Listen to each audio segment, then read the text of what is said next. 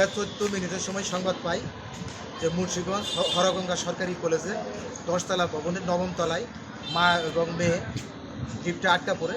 তাৎক্ষণিক সংবাদ পেয়ে মুন্সিগঞ্জ ফায়ার স্টেশনের 2টি ইউনিট দ্রুত ঘটনাস্থলে এসে আমাদের অত্যাধুনিক যন্ত্র স্প্রেডার ব্যবহার করে আমরা দ্রুততম সময়ে উদ্ধার করতে সক্ষম হই।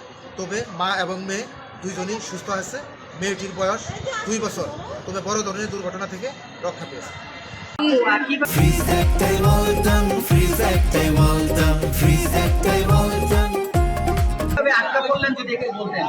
নয়তলা থেকে লিফট থেকে নামার সময় হঠাৎ লিফট বন্ধ হয়ে গেছিল।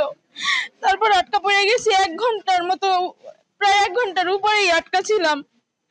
তারপর ফায়ার সার্ভিস এসে উদ্ধার করছে খুব দ্রুত।